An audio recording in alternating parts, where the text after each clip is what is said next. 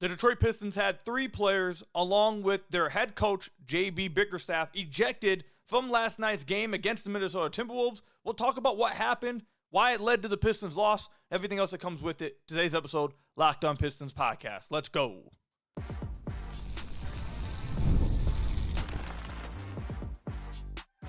You are Locked On Pistons, your daily Detroit Pistons podcast, part of the Locked On Podcast Network, your team every day. What's the deal? Welcome back to another episode of the Locked On Pistons podcast. Per usual, I'm your host, Ku Cahill. You can find me over on Twitter at Ku Cahill. I want to thank you guys for making Locked On Pistons your first listen of every single day. We are free and available on all your podcast platforms. If you haven't already, head to the YouTube channel at Locked On Pistons. Hit that subscribe button or leave us a 5-star review on whatever podcast platform you're listening to this on. That's another great way to support the podcast. And today's episode is brought to you by Game Time. Download the Game Time app, create an account, and use code LOCKEDONNBA for $20 off your first purchase. Later on, we'll talk about should the Pistons now want to play the Bucks. After weeks of me saying they should stay away from the Bucks, should they now want the Bucks? Have I changed my stance? We'll talk about that later. Also, did JB lock up Coach of the Year this past week? We'll talk about that as well. But before we get into the episode, if you want to watch Pistons games with me and the rest of the Pistons fan base, I'll link down below the playback room for you to join the room and chill and watch the games with us. This last one was quite eventful. Also, if you want to see some of the work I've been providing for you guys over on SUBSTACK, I'll put that link down below for you guys as well. Today is the last day to get in on the sub deal where you get 50% off all subscriptions. So if you want to sub over there, see all the film breakdowns, articles I'm writing about the Pistons, go ahead and click that link down below in the description. But let's get into it. The Pistons lost to the Minnesota Timberwolves. Timberwolves ended up running away with this, blowing the Pistons out. Pistons emptied out their bench. Bobby Klintman got to play, still hasn't got his first points. Jenkins played, though. He got 5 points, scored his first buckets. He looked good. But the Pistons had to empty out their bench, lost 104 to 123. The game itself, I don't really want to talk about because it was hard to really watch this game after halftime because it was so different from what the Pistons product actually is and would be. It felt like the Timberwolves were really going against the Pistons like G League team, and that's no disrespect to anyone on the floor. It's just that it just wasn't. They weren't really playing the Pistons. The Pistons were without more than half their rotation and their head coach. So it was like, of course, the Timberwolves ran away with it, and there's nothing really to talk about for me, at least, in the second half because it's so far away from what you're going to see in any other game moving forward that I don't feel like it's really worth talking about. What I want to talk about is the brawl that happened in second quarter of this game that saw J.B. Bickerstaff, that saw Isaiah Stewart, that saw Ron Holland, that saw Marcus Sasser, all get ejected from this game. Also, Naz Reid and Dante DiVincenzo also got ejected from this game from the Minnesota Timberwolves side. Look, here are my thoughts on it. Stu is going to go down as a Detroit legend because of these incidents. Because Detroit fans, whether you're a Lions player or a Lions fan, Pistons fan, Red Wings fan, Detroit likes these type of plays. They like this stuff. They love it when you get physical. I guess maybe you could say, I don't think Stu was, I wouldn't say he was dirty, but even if you do get borderline dirty, they like it. They like when you get physical, fights, all this kind of stuff, toughness, get thrown out of game. Like, they like this kind of stuff. This is the kind of stuff that lets you go down in Detroit sports history as like a Detroit legend, like Darren McCarty. I know him from my mom when I was younger. My mom used to tell me, I didn't know anything about Darren McCarty if he was actually a good player. I just know that he was tough and he was the heart and soul of the Red Wings, and he got into a bunch of fights, and there were clips of him fighting. I didn't know if he was great or not, but I knew that he was loved by Detroit fans because he was tough and he stood up for the team, he stood up for his players, and wasn't afraid to fight. Like, that's one of the things I think Stu is a good player. But he's going to go down to Detroit sports history because he, kind of is the example of, like, Detroit's personality, I guess, and Detroit's how they like their players to be. And that's good. That's all in good. And this fight was started, let's not say fight, because it wasn't actually there was a punch thrown, and then there were a few, I don't know, I was saying this on the playback room, I don't really know how to categorize this. It wasn't a fist punch, but it was one of those, like, full arm extend, I guess, jabs, shoves. I don't know what you really want to call it with one hand. I don't want to say punch because then you're immediately going to think the guy closed his fist and like swung at a dude. But there was definitely some of that going on from both sides after, but the Timberwolves definitely started this. Naz Reid got pretty angry over what seemed to be a pretty non-physical foul. Like, it wasn't that big of a deal that what Ron Holland did. Just swipe down and knock the ball loose. If he got arm, okay, they called the foul. Like, you were getting free throws. And Naz Reid turned around, just got right in Ron's face, put his finger right in Ron's face. And you guys know how Ron is. Ron's not going to back down from anything, which is one of the things everyone loves about him. He's not going to back down from a dude. He doesn't care how young he is. Doesn't matter. If you're going to get in my face, put your finger in my face, it is what it is. And then Dante DiVincenzo came in right after that, put both hands on Ron, and then it was over after that. Once you do that, you got two players not trying to jump you. Ron's going to defend himself, and he's going to go after you. So the Timberwolves definitely started this. Naz Reid was, I don't really understand what made him so mad off that foul. Now, Stu and him were going back and forth for a while this entire game, ever since Stu came into the game. So I'm sure he was a bit upset and already agitated from other incidents or the trash talk that was going on. But that foul in and of itself wasn't anything big at all. It was a simple swipe down that maybe if he fouled you, okay, cool, you were shooting free throws. So the Timberwolves started this. Let me make sure that's clear. And the Timberwolves deserve to have Naz Reid thrown out the game, Dante thrown out the game, Pablo Prigioni, which is now an assistant coach, no longer an NBA player, but assistant coach thrown out the game. I thought there was a chance even Rudy Gobert was going to get ejected because it looked like he put his arm around and kind of grabbed Sasser. It looked like he was just trying to remove him, but he kind of got him by the neck. So I thought that would get him ejected, but he didn't. From the Pistons side, did the Pistons start this? No. They did not start this. They simply reacted. And they reacted, and then Stu came flying to help out his young player. That's all true. For people trying to say that they don't understand why the Pistons got ejected, I think that's purposely disingenuous, and you're purposely being disingenuous because it's your favorite team. There is multiple different angles in that video. And look, it's funny to look, but when you take the basketball part out of it and you're just watching for fun, it's pretty funny. I was laughing a few times, but there's multiple angles of video where Stu is actively holding Naz Reid down for like 30 seconds, pushing him into the ground. There was actually even a screen grab of like Stu grabbing Dante DiVincenzo while he's down in an area maybe you don't want to be grabbed. There was one video of Stu having, it looked like Naz Reid on the ground, in both his head in both his hands. So like, look, did the Pistons start it? No. But to act like you don't see it, oh, why did they get ejected? That's purposely being disingenuous, and you're being biased. There is every reason why. It does in the NBA and in most places, it doesn't matter if you started or not. Once you react and both sides get into it, especially once it spills into the crowd, everyone involved is going to get ejected. That's simple. That's obvious what's going to happen. To act any differently is purposely being disingenuous. With that said, do I think any suspensions will come out of it? Also, Sasser, again, all these guys, I like, it is what it is. Like, once this kind of thing happens, you're trying to defend your rookie, trying to defend your players. And, again, this is part of, like, the Pistons' DNA right now. Do they like it if you get in the little extracurricular activities? Yeah, they probably enjoy it a little bit. Like, it is what it is. Was it to defend their rookie? Yeah, but did they also like the idea of, okay, they want to scrap, they don't know about us, we're ready to scrap at all times? Sure, and if you don't cross a certain line, that's fine. At the end of the day, though, do I think any suspensions are going to come out of it? I think probably. I think Naz Reid will probably get suspended. I think Dante will probably get suspended. I think Stu will probably get suspended. And I think Sasser will probably get. I think there's a possibility for all 7 of those guys to get ejected for 2 reasons. One, it's spilled into the stands. Once that happens, it's all like it's cooked. Once you spill into where the fans sit, and it wasn't like they got all the way up into the stands, but they spilled into where fans are, and there were multiple fan videos that came out of them literally right next to the action on their like seat next to them. So once that happens, you're cooked. Once that happens, they're probably going to be suspension that gets handed out. 2. There were both teams after it got started. Both teams went at each other. There were incidents. There were actions by both teams in that pile that once you get into the stands probably will warrant a single game ejection. Is my assumption. I was looking for Stu's points. So that's what I'm most concerned about. I was trying to find how many points Stu has as technicals, and I couldn't find it. If it's on NBA.com somewhere, I'm missing it. I tried looking it up and tried finding it before I recorded. I couldn't find it. I'm usually pretty good at finding stats, so I don't know where it's at. What I'm concerned about is Stu's points and him getting automatic suspensions because of how many technical points he has due to the flagrants, the technicals, ejections, etc. You don't like that's concerning to me.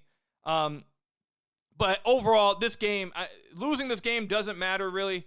The Bucks lost as well, so it's fine.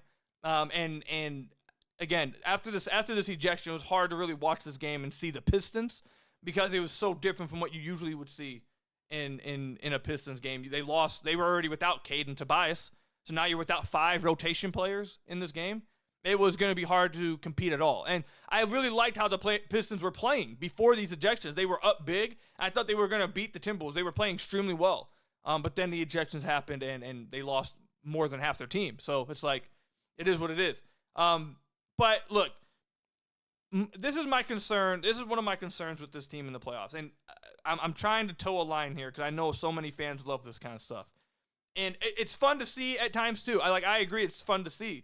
But this is one of my concerns with this team is, like we've seen it with the Pacers, where they let the Pacers get them out of their game and get in their heads, and they get ejected, they get technicals, whatever, and they play out of their game. We saw this in this game against the Timberwolves. Now, is it a big deal that they lost to the Timberwolves? No.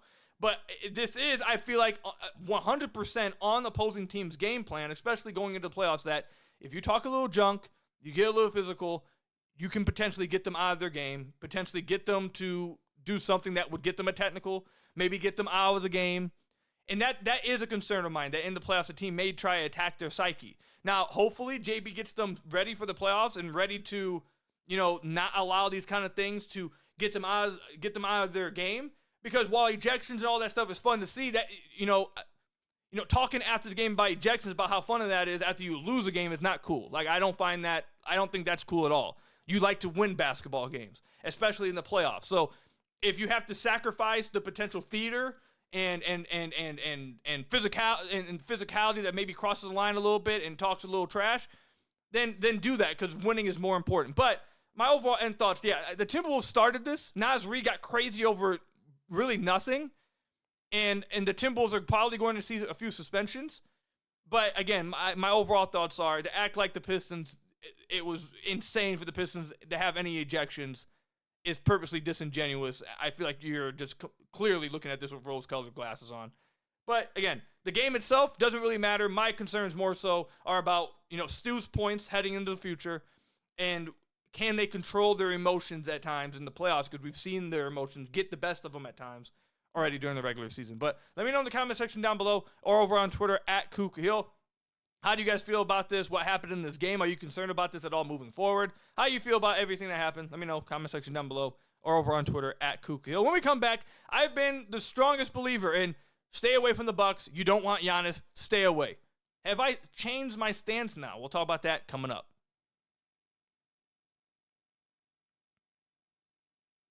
There's nothing like watching basketball live. The energy of the crowd, the sound of sneakers on the hardwood, and maybe even a celebrity sighting courtside.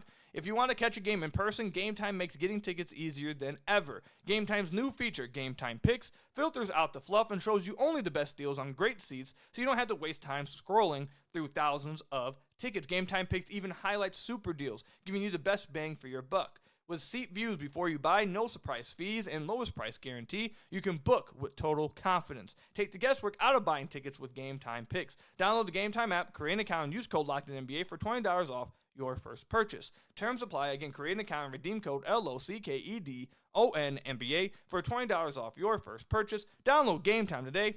What time is it? Game time. So I want to thank you guys again for making Locked On Pistons your first listen of every single day. We are free and available on all your podcast platforms. If you haven't already, head to the YouTube channel at Locked On Pistons. Hit that subscribe button or leave us a 5-star review on whatever podcast platform you're listening to this on. There's another great way to support the podcast. I'll link all that stuff down below. The Playback Room to watch games with us, and also the Substack where you guys can subscribe over there and to get all the film breakdowns I do, all the articles I write about the Pistons, breaking down the game. We have a 50% off subscriber deal, $3 a month, available to the end of today. If you want to take advantage of that, go ahead and click the link down below. Before we get into the Bucks, I do want to make this clear too, in case this wasn't in case I didn't make this clear enough in the first segment. I didn't really talk about it, but I've been a pretty big supporter of Stu's all year, and I know me saying, yeah, Stu probably deserved to get ejected is immediately going to get Pistons fans, oh, why you hate Stu, whatever, even though I don't. I will come to the defense of Stu with this. I see too many people outside Detroit talking about all this dude does is fight. All this dude does is this. This dude starts everything. He did this. He did that. First of all, he didn't start this. Nasrid started this, and Stu just reacted to helping his rookie. Do I think maybe things went overboard? I think things went a little bit overboard by both teams, but Stu did not start this. That's a lie. He didn't start this at all. This fight or brawl, whatever you want to call it, scuffle, whatever, did not happen because of Isaiah Stewart. That's BS. And secondly, the people who are saying he doesn't do anything good on the court, all he does is fight, more than half of your teams, more than half the people saying that, he would start on your basketball team. Like the Los Angeles Lakers fans I'm seeing that are still, I almost said a word I'm not sure I can say on the podcast, but they are still hurt over him going after LeBron a few years ago. Like Isaiah Stewart would start on your basketball team, and if Isaiah Stewart played for the Lakers, you guys would have an infinitely better chance of winning the championship. Like Jackson Hayes would play like 5 minutes a game if Isaiah Stewart was the starting big for your team. So let's cool it with all of that. Do I think Stu deserved to get ejected? Yeah, I think all of them deserve to be ejected. Do I think all of them may get suspended? Yeah, I think it's likely. Once you get into the crowd and do all that stuff, it is what it is. That's what happens. But the idea that Stu started this, false. The idea that all he does is fight, false. The idea that all he does is cause issues, false. And not only is the idea that he doesn't provide anything on the basketball court incredibly false, he's one of the best big defenders in the NBA. And again, like I just said, he would quite literally start for almost all of the fans that are talking trash. For at least half of them, he would start for your basketball team, especially Lakers fans. He would start for your team and make your starting big basically unusable. Like, he would just not touch the floor. So let's cool it with all that. I'll come to Stu's defense with that. That's a little out of pocket. Anyways, now let's get into the Bucks. For weeks, I have said that there's one team I want the Pistons to avoid, and that is the Milwaukee Bucks. I like their chances versus the Pacers. I like their chances versus the Knicks. But I do not want any parts of the Bucks. And that is simply for the reason that they have Giannis Antetokounmpo. Giannis has dominated them for 11 straight games. He's won the last 11 games he's played against the Pistons. He's won both games this year that they've played. And the game in which they played in the in-season tournament, which had elevated meeting, the Pistons got blitzed by Giannis. They lost by over 20 points. So I have maintained that I want no parts of Giannis. In a game, in a series against the Pacers, I feel like Cade can be the best player on the floor, and I think that matters more in the NBA than any other sport. Any other team sport, having the best player in the NBA, I think matters more than any other team sport possible, especially in the playoffs. So I think Cade could potentially be the best player on the floor against the Pacers. I think he could be the best player on the floor against the Knicks. I don't think he has a chance at being the best player on the floor against the Bucks. And I think Giannis is a borderline top 15 player of all time at that. So I've maintained, stay away from the Bucks. You don't want any parts of Giannis. However, over the last week, Damian Lillard has been, I saw someone say that maybe he comes back this year. I don't know how in the world that could even be a possibility. He was diagnosed with a blood clot in his leg. I thought that was an automatic 6 months. I don't know if that was just some Bucks insiders or Bucks beat writers or whoever it was trying to just give some positivity to the team. But I'm not a doctor, but based off what we've seen from all blood clots, you're usually out at least 6 months because you have to go on blood thinner. So I'm assuming Dame's out for the year. I think that's pretty fair to say. Dame's gone. And with that, the Bucks team is a lot weaker. They are not obviously the same Bucks. However, even after that happened, I was still saying, stay away from the Bucks. Stay away from the Bucks because they got Giannis. And having the best player, I think, could swing everything. I am shifting a little bit away from that. I watched some of their game yesterday against the Hawks. And that was not, first, it was not a fun game to watch. It wasn't. Giannis played a good game, as usual. Giannis was really good. But the Hawks were able to score 145 points on the Bucks, win by over 20 points. And I was watching the Hawks guard Giannis like he was the only player on the basketball floor. And like they weren't even guarding anybody else on the floor. So watching that game did give me a little bit of pause. And then when you look at their roster, you look at their lineups, look at the guys in their rotation right now. They got Ryan Rollins, which I believe is Ryan Rollins is the guy that went to my rival high school, isn't he? Or is that someone else that's from this area that went to Dakota? I believe that's Ryan Rollins, right? Yeah. Ryan Rollins, he went to my rival high school, Dakota, in Detroit. Or not in Detroit, in Michigan. But yeah, they have him in the starting lineup, 27 minutes played. Gary Trent, 28 minutes. Pat Connaughton, 18 minutes. Kevin Porter Jr. with 22 minutes. Andre Jackson Jr., 11 minutes. They're starting Kyle Kuzma. I've never been a big fan of his. Taurean Prince is playing 26 minutes. Those guys aren't like some crazy, great players. They don't have a lot of good players right now playing around Giannis. And with that, could the Pistons clamp down on Giannis and just not guard the other players or disrespect the other players and get away with it? Perhaps. Perhaps that could be the case.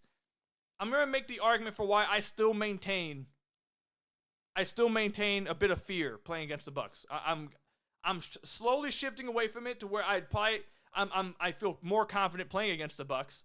But I want to just give the argument for why I still have that bit of fear playing them. One is obvious. It's the same reason over and over. Giannis, he's going to be fantastic.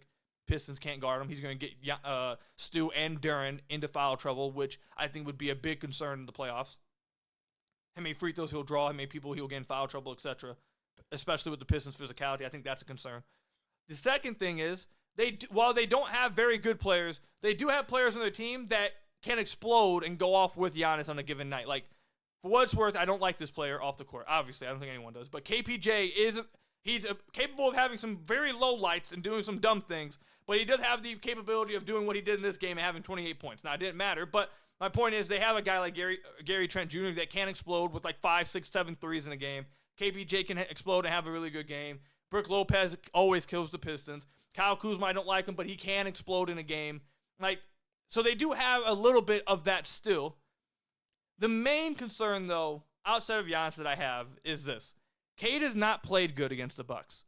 And the reason he plays badly he struggles a bit against the Bucks, is not because of Dame, and Dame being out doesn't change this. The main reason why Cade struggles a bit against the Bucks is because with the rim protection of Brook and Giannis, with that size and the way they play drop coverage with Brook, and Brook's always in the paint, especially with the Pistons playing 2 non-shooters, it makes it incredibly hard for Cade to get to the rim. It makes it incredibly hard for Cade to get to the floater range. It makes it incredibly hard for Cade to get clean looks in the paint. And if you don't believe me, Cade's numbers against the Bucks through his career, shooting 41% on his career against the Bucks, 28% from deep. He has a 49 true shooting percentage against the Bucks in his career. Now, it has been a little bit better over the last 4 games. The last 4 games he's played against them, he shot 58 or 56%, then 37%, then 58%, then 39%. So it's been a little up and down the last 4 games. You've had a little bit more high points. But even in one of those games, he scored 30 plus. He shot 13 of 14, or 13 of 34, and 5 of 10 from deep. So he shot well from beyond the arc, but on 2-pointers, again, it's hard for him to get to the spots he likes because of the size that the Bucks have surrounding the paint and surrounding the rim. That's my main concern, because I feel like the Bucks even without Dame and some of the, without Drew Holiday not on the team anymore over on the Celtics, their size and rim protection still give me, I think that's the biggest problem. That's the biggest mismatch outside of Giannis for the Pistons, and that doesn't go away. That's the problem that the Pistons consistently run into, is that they can't get points in the paint and they can't get to the rim because of the size the Bucks have. That's been the biggest issue in all the games they played against them the last few years, and that's not changing in the playoffs. So while the Bucks do have a pretty, let's say, poor constructed team around Giannis, and he doesn't have the greatest supporting cast, that's all true. And do I feel better about going against the Bucks? Yeah. Am I shifting a little bit stay away from the Bucks? I am, because Giannis, he can't score 70, damn it. It is what it is. He can't score 70. So, yeah, you feel better about going against them, but those are my concerns still. Mainly the rim protection part, the size. That's the main part. I've watched Cade play in these games as recently as this year and him struggle. That 13-34 game happened this year, and he struggled to get to the paint because of the size that the Bucks have. So that's my concern. But the Bucks aren't a very good team. That is true. And they don't have very many good players anymore, and that's true. But those 2 things are the things that give me concerns. I don't feel like the Pacers have an answer for Cade, and I don't feel like the Knicks have an answer for Cade.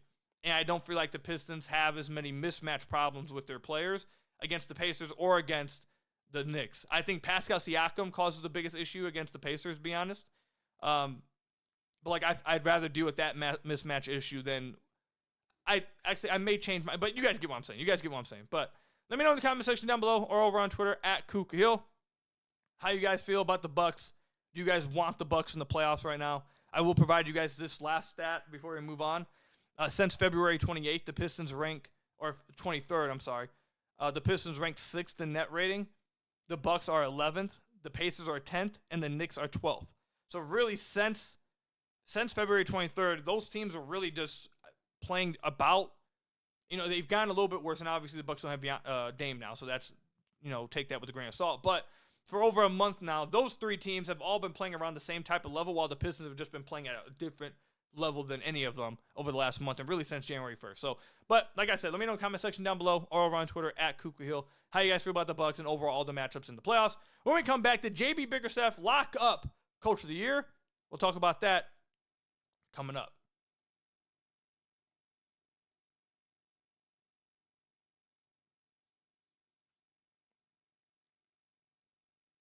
So I want to thank you guys again for being Locked On Pistons, your first listen every single day. We are free and available on all your podcast platforms. If you haven't already, head to the YouTube channel at Locked On Pistons. Hit that subscribe button or leave us a 5-star review on whatever podcast platform you're listening to us on. There's another great way to support the podcast. Click the links down in the description below. If you want to watch Pistons game with us, click that playback link. Go ahead and click that SUBSTACK link if you want to be a part of the film breakdowns that I do, the articles that I do over there. Again, like I said, sub deal lasts till the end of the month. $3 or the end of today. It is the end of the month. End of today, $3 a month. Click the link down below. Take advantage of that. All right. Has JB Bickerstaff locked up Coach of the Year? We've talked about this a lot the last few weeks. Has he locked it up now? At one point, like a few weeks ago, Kenny Atkinson was the huge favorite for the Cleveland Cavaliers. As recently as like a week and a half ago, I said I'd give it to Kenny Atkinson because I believe going from a good team to one of the best teams, if not the best team, is a harder jump to make than going from bad team to good team. I still believe that's the case. I think that is a true statement no matter what happens with the Coach of the Year race.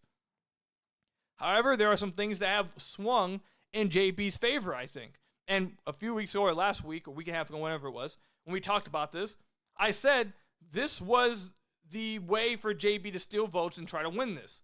There are two ways. One, for Cleveland to slow down a bit. And two, for the Pistons to reach a level or reach a seed that makes it almost impossible to not vote for JB.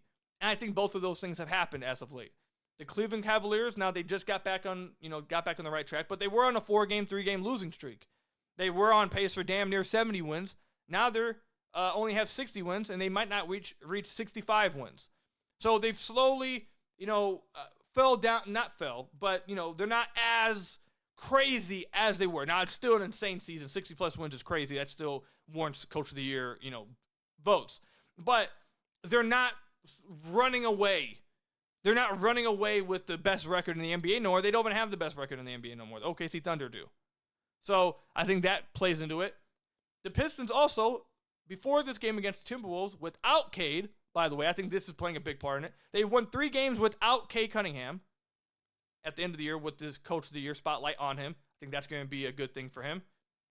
Also, the Pistons have tripled their win total from last year. They're the first team to do that, season over season, to triple your win total year over year. Now, does that say a little bit about how bad last year was? It does. You're right, it does. But tripling nonetheless is crazy, and nobody, as we've said multiple times, thought they would be able to do this year.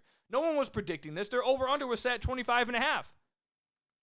So to act like, for an argument to be, well, that really says about how bad last year was. That doesn't matter, because it's not like anyone expected. It wasn't like coming into the year like, oh yeah, you expect them to be much better this year and win these. No, they didn't. That wasn't the expectation. They've blown by all expectations, by far crazy, and they've done something that no other NBA team has ever done. That's argument number 2. I guess argument number 3 is the fact that they're winning without Cade as of late, which I think people will pay attention to. And then argument number 4 would be the Pistons now have a 1.5-game lead on the Milwaukee Bucks. They are in the 5th seed. They're a 1.5 games behind Indiana. I said I thought if they got to the 4th seed, he'd have it locked up. If he got to the 4th seed, if the Pistons got to the 4th seed, lock it up. JB wins Coach of the Year. There's no real argument against it, I think. If he gets home court in the playoffs, I don't know how you don't vote for him. That's my opinion. With them in the 5th seed now, 4th seed is definitely possible here. I think they're going to hold on to the 5th seed, which is an argument in and of itself. And if they end up tied with the Pacers, or only a game behind the Pacers, especially if the Pistons end up getting 45-plus wins, I'm not going to say he has it locked up. It's not going to be unanimous. It's going to be a tough vote. But if they get to 45 wins and they hold on to this 5th seed, and if they get to the 4th seed, I think it's cooked. But if they hold on to the 5th seed, get the 45-plus wins, especially with JB beating the Cavs without Cade against his former team this recently, I think there's a high chance he ends up stealing it from Kenny Atkinson. And I think it would be deserved, too. Also, the Timberwolves head coach, Chris Finch, said he voting for JB to win Coach of the Year. He said he thinks what JB's done with the Pistons has been utterly fantastic. He doesn't think it's close. And he's voting for JB. So there's, you got one vote right there. But, yeah, I mean, the Pistons tripling their win total is crazy. If they get to 45 wins, that would be even more insane. If they steal the 4th seed from the Pacers, that would be even more insane. JB has a real shot to steal this from the Cavs. Beating the Cavs and the Cavs slowing down, I think, was a big deal, too. JB has a real shot winning this. So let me know, comment section down below, or over on Twitter, @KukaHill. Do you guys think JB has stolen the Coach of the Year from Kenny Atkinson? Again, comment section down below, or over on Twitter, @KukaHill. That's all I've got for you guys today. Thank you guys for making Locked On Pistons your first listen of every single day. Free and available on all your podcast platforms. If you haven't already, head to the YouTube channel, @Locked On Pistons. Hit that subscribe button. Hit the links down below, SUBSTACK, and the Playback Room. And until next time, I'll see you guys later. Stay safe out there. And until next time, peace out, everybody.